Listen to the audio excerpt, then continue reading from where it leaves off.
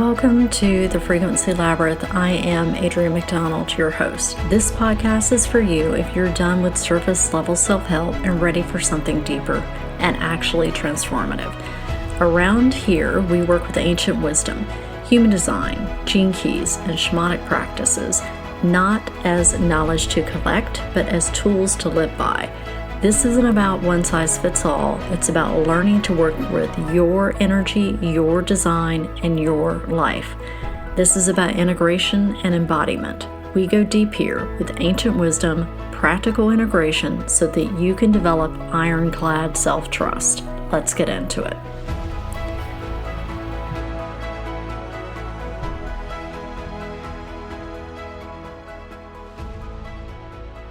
Hello, beautiful humans, and welcome back. Today we are going to talk about the lunar eclipse in Pisces. It's happening on September 7th, around 2:12 Eastern Time. And I'm going to go into the cosmic mix. I'm going to give you ways to work with this energy by human design authority type. And then I'm going to give you 3 things to watch for just in general for everyone. Okay? So let's look at this. Eclipses, and I said this in the monthly cosmic mix, are threshold moments. They shake the ground, they reveal what's hidden, they change the storyline in ways that, well, we can't predict. And when I'm looking at the cosmic mix of this one, it's loaded with like themes of doubt and confusion, but also illumination and also mystery, and the how we meet the not knowing in our lives, the uncertainty. So the moon in Pisces is going to be in gate 63, the gate of doubt, when this peaks. And with the gene keys spectrum, that is the shadow of doubt, the gift of inquiry, and the acidic state of truth.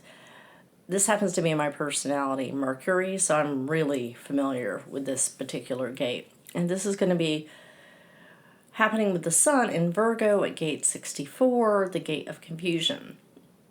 That's the shadow of that gate. Imagination is the gift, and illumination is the city.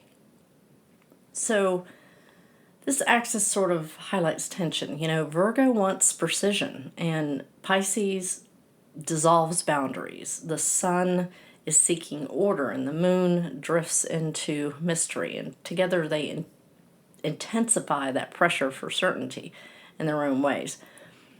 But this eclipse is not the type that's going to give like quick resolution. So let's add in the bigger cosmic mix that's going on. We've got Mercury in Virgo, which is emphasizing the compulsion to analyze and categorize as though every unanswered question must be solved like right now. It's got that urgency thing, right? And then you've got Jupiter in Cancer that's trining this eclipse, which is a really supportive thing. It's reminding us that truth isn't just intellectual. It's carried in the body. It's carried in what we resonate with, you know, and also in the memory of what nourishes us, right? This is one of the, if you did the work in June when I was asking, like, get really clear on what nourishes you, this is going to be really supportive during this time. Jupiter in Cancer is also squaring Mars in Libra, which is sort of heightening that tension between nurturing resonance and assertive action. And asking whether we're pushing to prove and expanding, or really expanding in ways that really support us. And then Neptune is at, it's in Aries, and it's conjunct Saturn in Pisces. And this is the closing of a cycle and a seeding of a new one, and this will be going on for months. Saturn crystallizes and Neptune dissolves, right? This in Saturn being in the final degree of Pisces and it's retrograde, we're revisiting something because Saturn went back into Pisces on September 1st, I think it was. And we might be looking at something that we thought was done, and it's getting one more pass. And that will happen until February of next year. So the last part of this year, you might be having a couple of things that come up and say, look, I thought I was done with this. Not quite. Not quite. It's the new vision is well, it feels like it's straining a little bit to be born, and this is an opportunity for us to go back and look at, like, okay, are we really done? Is there something that needs to be just shored up a little bit more? And then we have Pluto in Aquarius sextiling Neptune and Saturn, which is, as a collective, we are digging in and exposing some shadow dynamics and systems and technologies, and this aspect asks what truths have been hidden in plain sight, waiting for us to evolve our relationship with power. And remember, if you've been listening for a while, I talked about we are developing a new relationship with power dynamics, both individually and collectively. And Uranus retrograde in Gemini is also sextiling that Neptune-Saturn dynamic as well. And this is about disrupting language and communication and information flow. And Uranus is the shake-up planet, right? So expect sudden revelations and breakdowns in old narratives and flashes of insight that force us to think in entirely new patterns, which is really very eclipsy anyway. So taken together, these transits create this soup mix of endings and thresholds and revelations. And the mind really seeks to resolve uncertainty. But the deeper invitation is to hold the tension of doubt and confusion, endings and beginnings, order and disillusion, long enough for a truer clarity to emerge. This is the season of intuition. Like, if I had to sum up this weekend in one word, it would be intuition. This is not about answers on demand. It's really about sitting in the liminal space and letting the mystery speak in its own time. And when I was thinking about that, and I was preparing for the podcast, something that I had been revisiting in my own studies came up again. And that's Carl Jung's transcendent function. And if you don't know what that is, it's the holding the tension of the opposites, the conscious versus the unconscious, the ego versus the shadow. And this transcendent function isn't about escaping conflict or choosing sides. It really is about that middle ground. Because when you're holding the tension between opposites, when you're looking at the unconscious versus the unconscious, the ego versus the shadow, the clarity versus the confusion, when you do that and you hold it long enough for a third path to emerge. And I feel like that's what this eclipse is really amplifying, right? When you got the sun in gate 64, which is confusion, which is pulling us into fragments that are not yet clear, and you've got the moon in gate 63, which is doubt, demanding proof, but only finds more questions, right? Together they create that perfect laboratory, that little cosmic soup mix for transcendent function. And if we collapse too soon into I need certainty now, we miss the opportunity for illumination and integration. But if we hold them both, confusion and doubt, without trying to force it, illumination has a chance to arrive. And applied collectively, this is crucial. Like, our world is saturated with opposing forces right now. Faith versus science, freedom versus control, belonging versus individuality. Eclipse season heightens this polarity, and the question is, can we resist collapsing into one side or the other, and instead stay with the tension long enough for a higher order to emerge, a third option? And I feel like this is the practice of wholeness. It's not bypassing, it's not rushing, but allowing something larger than our current perspective to come through. Because I feel like there is a larger perspective. That could be my Sungate 17, speaking of farsightedness. Now, I'm going to go through maybe some insights that you can gain by human design authority type, right? This eclipse is a big don't force clarity moment. And how you engage with uncertainty depends on your authority type. So it depends on many things, but let's go by authority type today. So first up is emotional authority. Hello, fellow emotional authority people. You're not meant for instant answers anyway. Let the emotional waves cycle through before acting on doubt. Eclipse clarity for you comes with time, and the truth settles it's almost like if you've been to the ocean and the wave is coming in and all the sand gets stirred up and it's all around you, and then as things calm down, the sand sort of settles. That's what I'm talking about. It's like, let things settle. Let things settle. Sacral authority. The thing about this with sacral authority is doubt can paralyze the mind, but your sacral is going to know what's alive right now.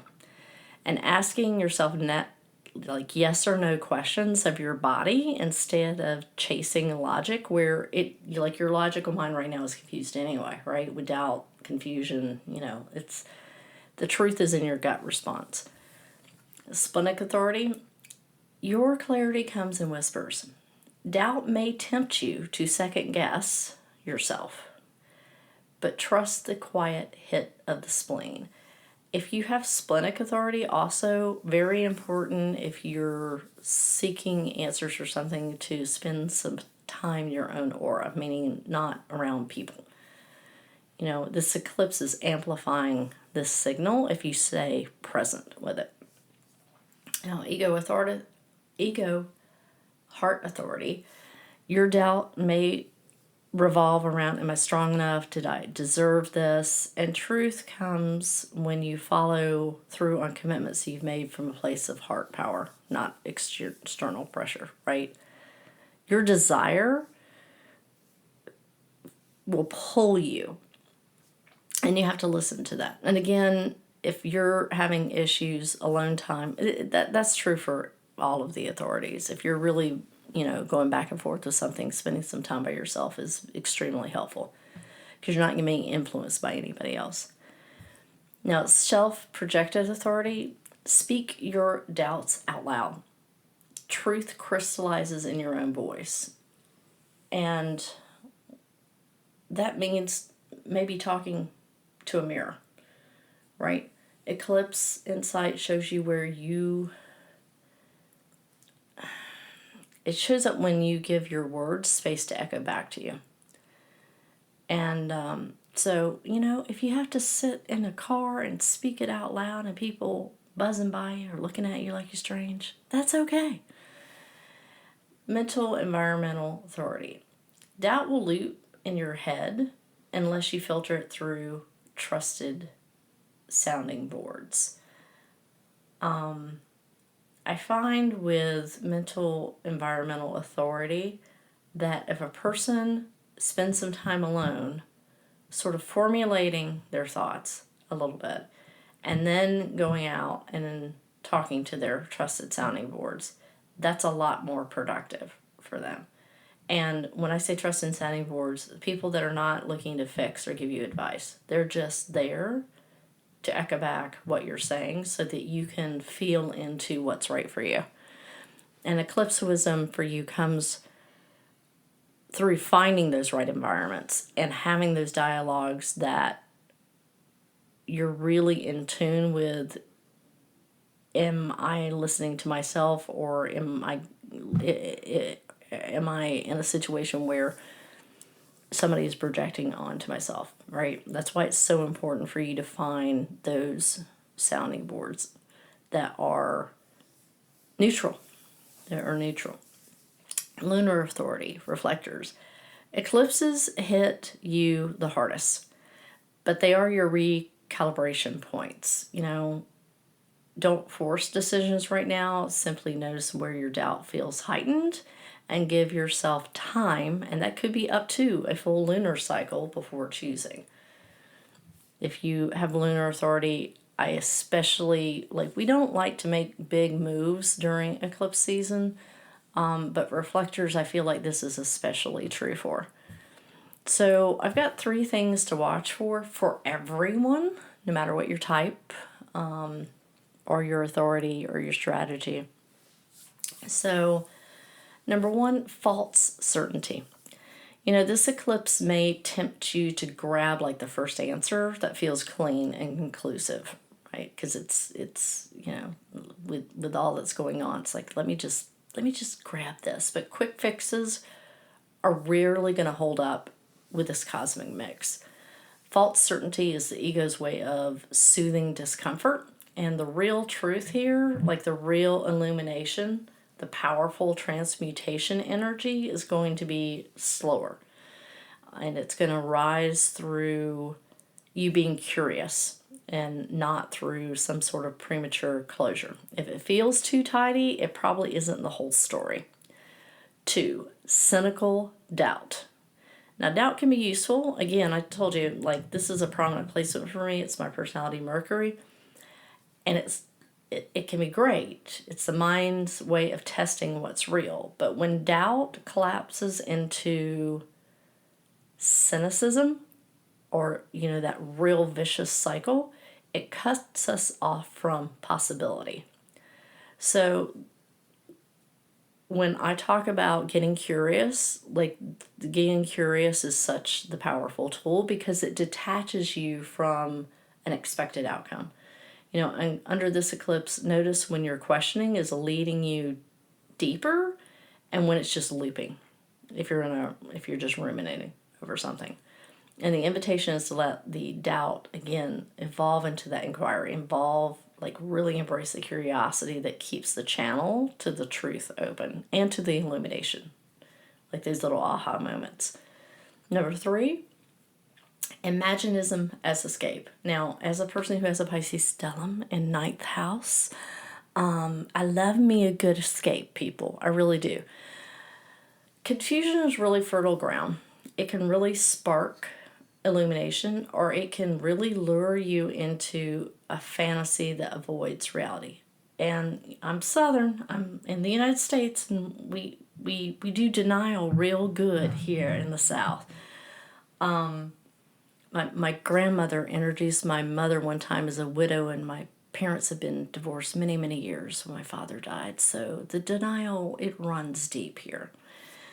But what you want to do is pay attention to where your imagination is lighting up a path towards a vision, and when it's spinning stories that keep you facing reality, from facing what is. And this eclipse says, let imagination reveal, but not necessarily conceal or hide things, right? Well, actually, I got one more. And I sort of alluded to it earlier.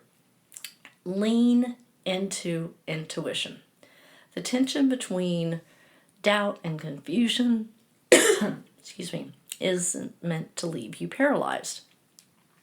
It's an opening to your intuitive field.